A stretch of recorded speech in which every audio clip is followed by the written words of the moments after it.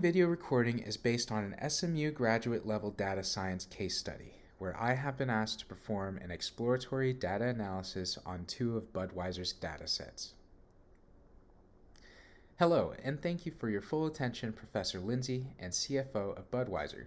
I am here today to present to you my findings and recommendations based off of the beers and breweries datasets that you have provided. I am confident that the information I present to you here today will help produce more revenue and satisfy customer demand. Our agenda today includes a discussion of my approach on analyzing the datasets provided, followed by a provision of insights gathered from my analysis. Finally, I will present my recommendations based off of my analysis and insights. Beginning with my initial review of the datasets, I observed that both data frames had a similar column, the brewery ID and the brew ID columns. Using these columns, I performed a successful inner join on the 2 datasets with focus on the beer dataset. As a result, I obtained the following dataset with the following 10 columns: brewery ID, beer name, beer ID, ABV, IBU, style, ounces, brewery name, city, and state.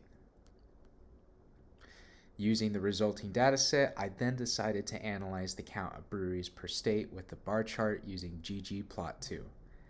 From this analysis, I found that the 3 states with the most breweries were Colorado, California, and Michigan respectively, while the 4 states with the least amount of breweries were Washington, D.C., North Dakota, South Dakota, and West Virginia, all sitting at 1 brewery in each state.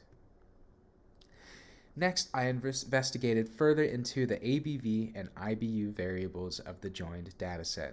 I decided to plot the median IBU and ABV per state inside a bar chart as shown. As we can see, the median ABV is above 5% for most states, which is actually the ABV of Budweiser's beer. We can also see that the lowest IBU median value is at 19 international bitterness units, which is almost 3 times the IBU measurement of Budweiser beer, sitting at 7 IBU.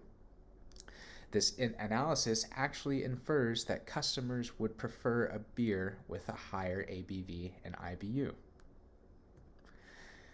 Moving on, I chose to focus more on the ABV variable by calculating various statistical values.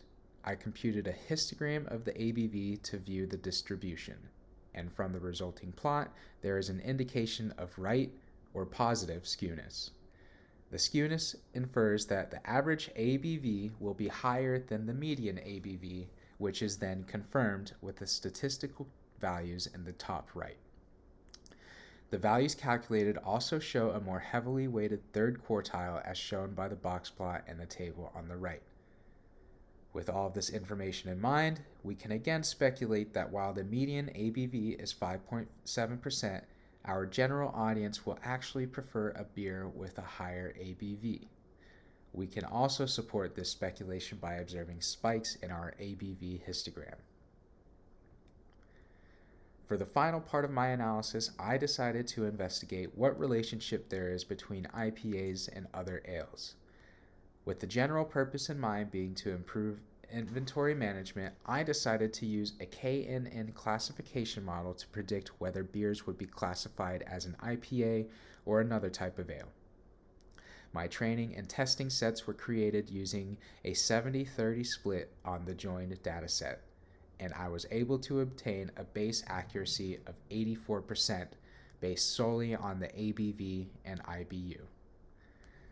However, I decided to investigate the possibility of using a naive Bayes classification model instead. I used the same training and test sets. I also used the beer name, ABV, IBU, city, and state as the classifying variables. With this in mind, I was able to improve my accuracy up to 92%. Given this high accuracy, this model would be a great tool for calculating inventory of ales and IPAs.